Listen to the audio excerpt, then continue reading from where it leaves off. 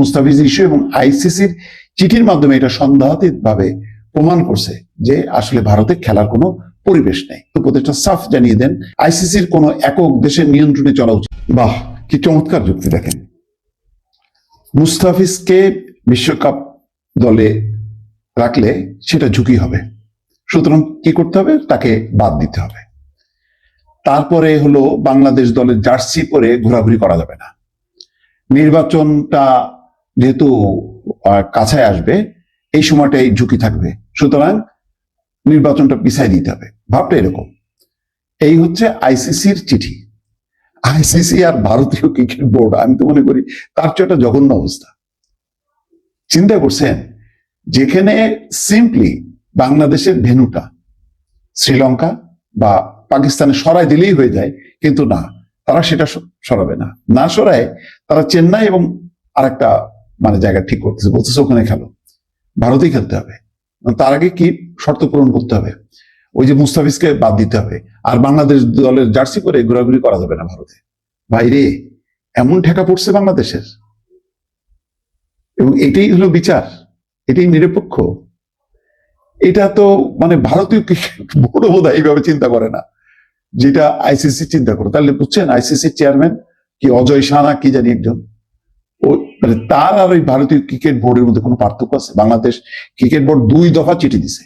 প্রথম দফায় তারা নাকি বোঝে নাই, পরে আরো বিস্তারিত ভাবে বলছে, যেখানে আইপিএল এ খেলতে পারতেছে না মুস্তাফিজ, কারণ উগ্রবাদীদের জন্য এবং ওই বিজেপির কারণে, তাদের হুমকিতে।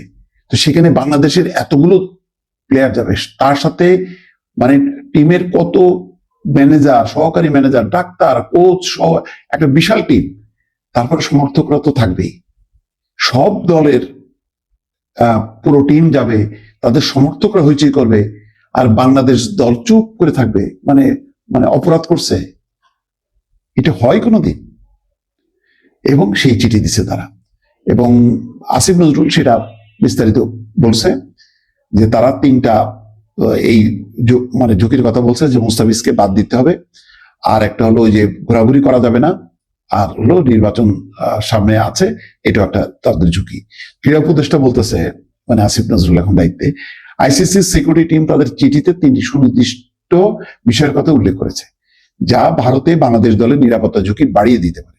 চিঠিতে বলা হয়েছে 3টি জিনিস হলে বাংলাদেশ টিমের নিরাপত্তা আশঙ্কা বাড়বে। প্রথমত, বাংলাদেশ দলে যদি মুস্তাফিজুর রহমানকে অন্তর্ভুক্ত করা হয়। দ্বিতীয়ত, বাংলাদেশের সমর্থকরা যদি জাতীয় জার্সি পরে ঘোরাফেরা করেন, বাহ কি অপরাধী! হ্যাঁ। তৃতীয়ত, বাংলাদেশের জাতীয় নির্বাচন যত এগিয়ে আসবে, তত দলের নিরাপত্তা ঝুঁকি বৃদ্ধি পাবে। তার নির্বাচনটা পিছায় দাও খেলার কারণে। আইসিসির এমন বক্তব্যকে উদ্ভট এবং অযৌক্তিক আখ্যা দিয়ে উপদেষ্টা বলছেন, আইসিসি যদি আশা করে আমরা আমাদের শ্রেষ্ঠ বোলারকে বাদ দিয়ে দল গড়ব, সমর্থকরা জার্সি পড়তে পারবে না, খেলার জন্য নির্বাচন পিছিয়ে দেব, তবে এর চেয়ে অবাস্তব প্রত্যাশা আর হতে পারে না।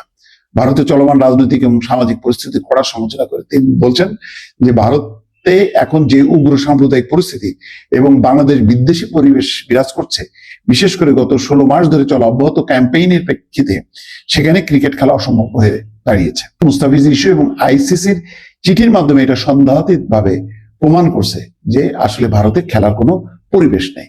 সংবাদ সম্মেলনে উপদেষ্টা সাফ জানিয়ে দেন আইসিসির কোনো একক দেশের নিয়ন্ত্রণে চলা উচিত না। তিনি বলেন, ক্রিকেটের উপর কারো মনোপলি থাকা উচিত না। আইসিসি যদি সত্যি গ্লোবাল অর্গানাইজেশন হয় এবং ভারতের কথায় উঠবস না করে, তবে অবশ্যই বাংলাদেশকে শ্রীলঙ্কায় খেলার সুযোগ দেওয়া উচিত। এই প্রশ্নে আমরা কোনো নথি স্বীকার করবো না। ভালো, নথি স্বীকার না করাটা। তো দেখেন অবস্থাটা কেমন। আইসিসি যে আদালত, এটা তারা সব দেশের ক্রিকেটের নিয়ন্ত্রক সংস্থা, তাদের মনোভাবটা বোঝেন। এই যদি হয়, তাহলে দেখেন আইসিসি সম্পর্কে বলা হয় যেটা আসলে ভারত চালায়, বাস্তবে তাই দেখা যাচ্ছে দর্শক।